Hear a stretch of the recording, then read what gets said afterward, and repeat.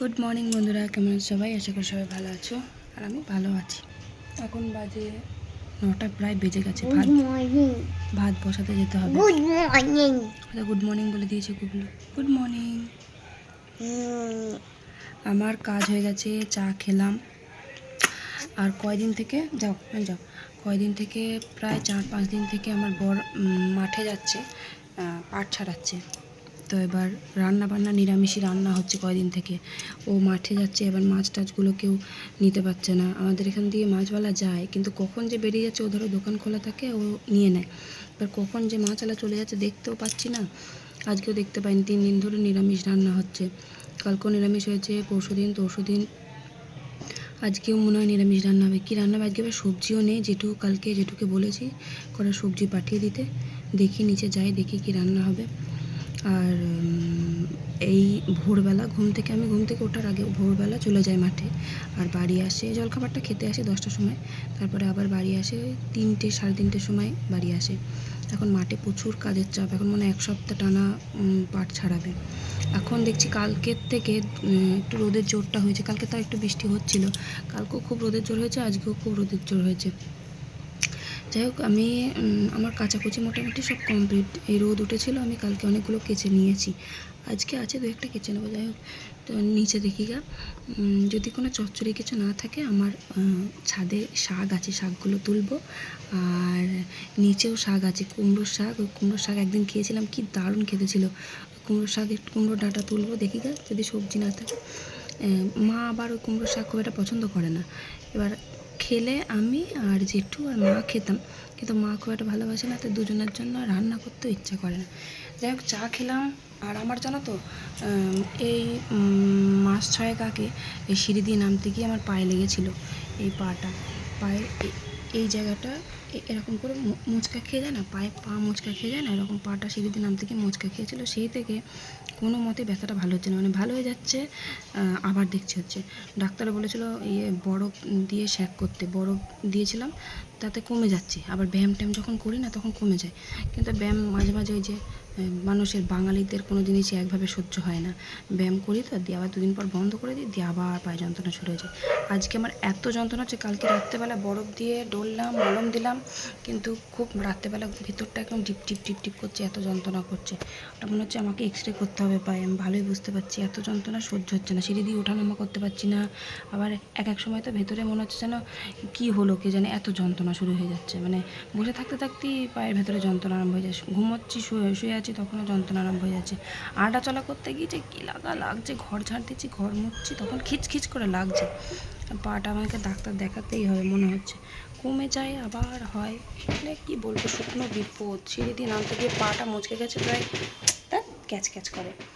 প্রায় 6 মাস হয়ে গেল। কমে যায় আবার হয়, কমে যায় আবার হয়, ভালো লাগে না। মানে কি বলবো, এই বয়সে পা নিয়ে ভুগছি আমি। হাঁটতে গেলে সে খুঁড়িয়ে খুঁড়িয়ে হাঁটতে হয়।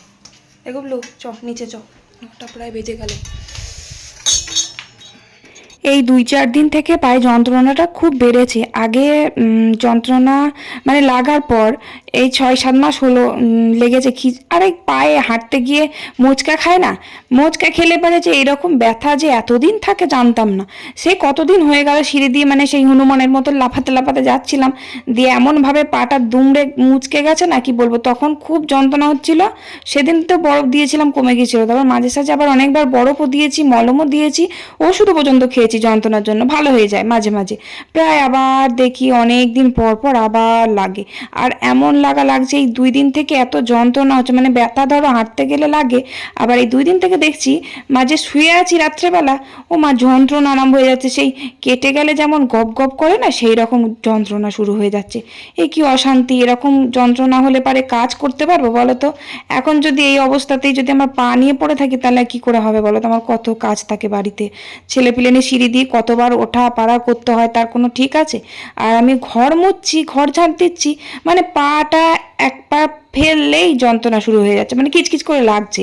কি জ্বালা যন্ত্রণায় পড়েছি।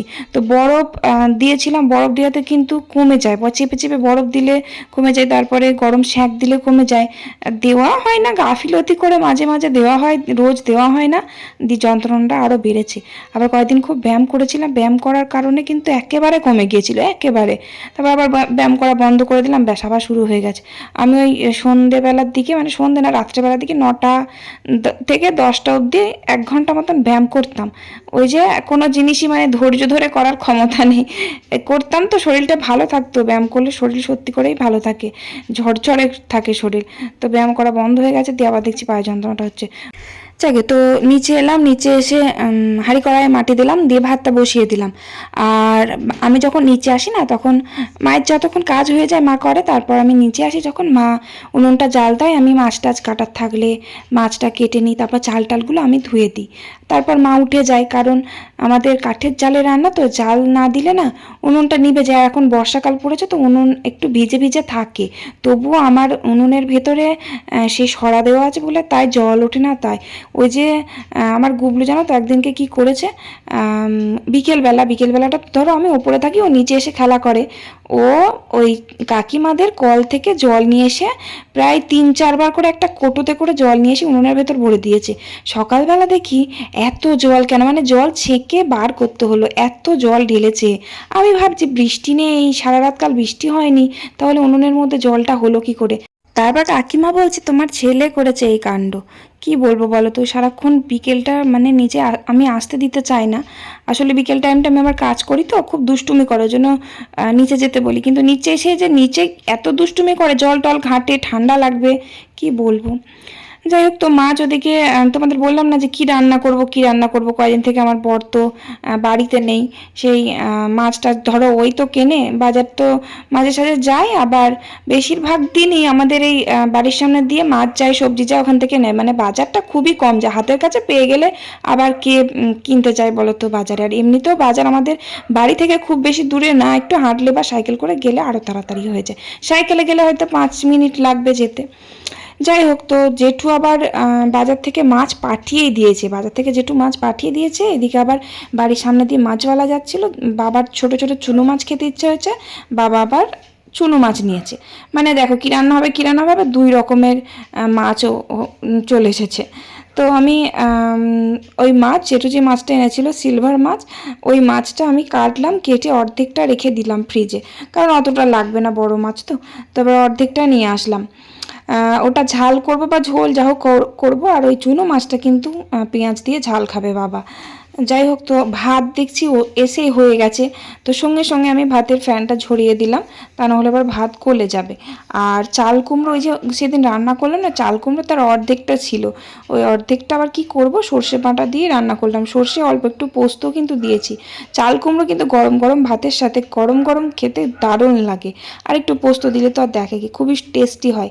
চাল কুমড়ো খুব একটা ভালোবাসি না খেতে, তবে গরম গরম ভাতে গরম গরম খেলে খুব ভালো লাগে খেতে।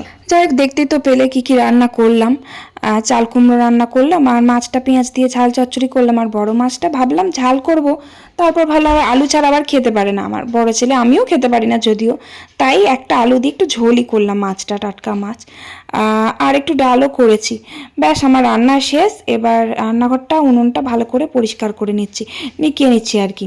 মাটি দিয়েছি, দেখো এই যে দেওয়ালগুলো বেশ মাটি দিয়ে একদম কেমন হয়েছিল না, এই জায়গাটা মাটি দিয়ে বেশ ভালো করে লেপে দিলে না দেওয়ালটা এখন বেশ সানের মতন হয়ে গেছে, একদম নোংরা কালো, কালিগুলো তো নেই, কালিগুলো একদম পুরো চাপা পড়ে গেছে। রোজ এরকম নেতা দিয়ে আমি মাটি দিয়ে একটু বুলিয়ে দিই, বেশ পরিষ্কার লাগে দেখতে।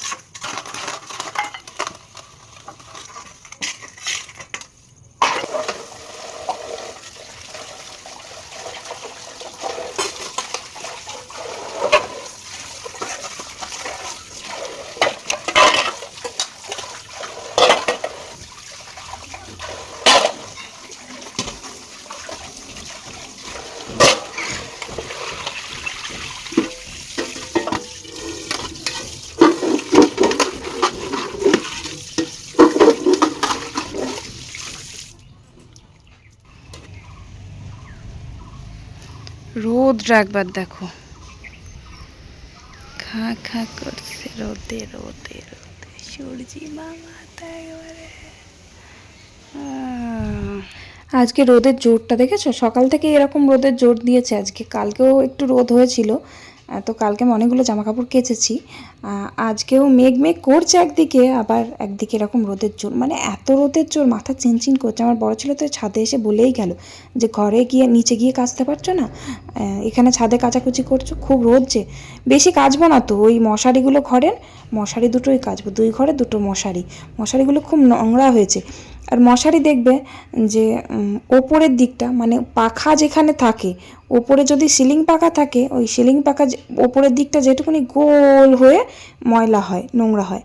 আর যদি স্ট্যান্ড পাখা ব্যবহার করে অনেকে, পাশটা মানে যেখানটা হাওয়া পাবে, যত মানে নোংরা ঘরে দুয়ারের সমস্ত নোংরা ওই পাখার মধ্যে দেখবে জড়ো হয় প্রচণ্ড। সিলিং পাখা দেখবে 2 দিন অন্তর খুব নোংরা হয়, ধুলো হয়, স্ট্যান্ড পাখাও তাই, খুব ধুলো জমে। ওই জন্য মশারির মধ্যে ওই একই জায়গায় শুধু নোংরাটা বেশি হয়, মানে চারিদিকে নোংরা নেই, শুধু একটা জায়গায় ওই যেখানটা পাখা জ্বলে।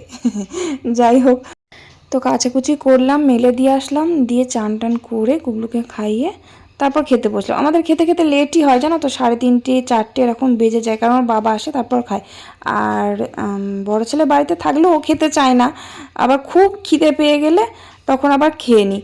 খিদে পেলেও আবার এক একদিন খায় না, মানে মন মর্জি, ইচ্ছে হয় একসাথে খাবো তখন খায় একসাথে, আবার যদি খুব খিদে পায় থাকতে পারি না তখন খেয়ে নিই। কী করবো, 3টে 3:30 4টের সময় এক এক সময় আসে। যাই হোক, তারপর আজকে না সকালবেলা জলখাবারে ভাতও খাওয়া হয়নি আমার, তো ওই জন্য আরও খিদেটা বেশি পেয়ে গেছিলো। আর সকালবেলা যখন ভাতটা মানে জলখাবারে খাই না, উচ্ছে ভাতে দিয়ে আমি ভাত খেতে খুব ভালোবাসি যেন, পাকা উচ্ছে একবারে লাল টুসটুসে হয়ে যাবে, ওই পাকা উচ্ছে দিয়ে ভাত খেতে খুব ভালো লাগে।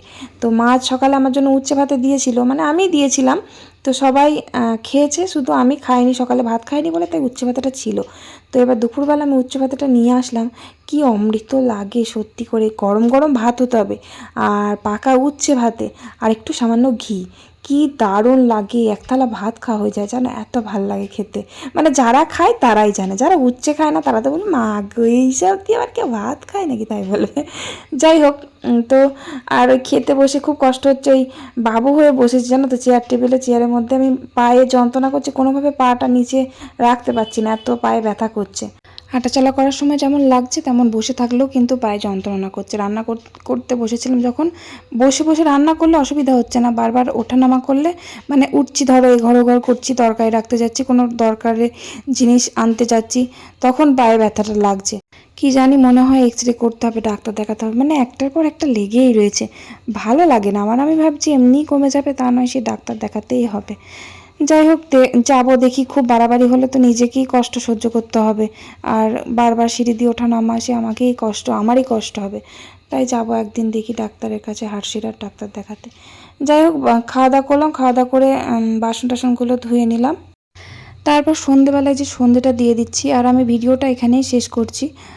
ভালো লাগলে অবশ্যই লাইক করে কমেন্ট করে দিও, আর চ্যানেলে নতুন হলে অবশ্যই সাবস্ক্রাইব করে দাও, 1 লাখ হতে আর বেশি দেরি নেই। চলো tata, bye bye, good night.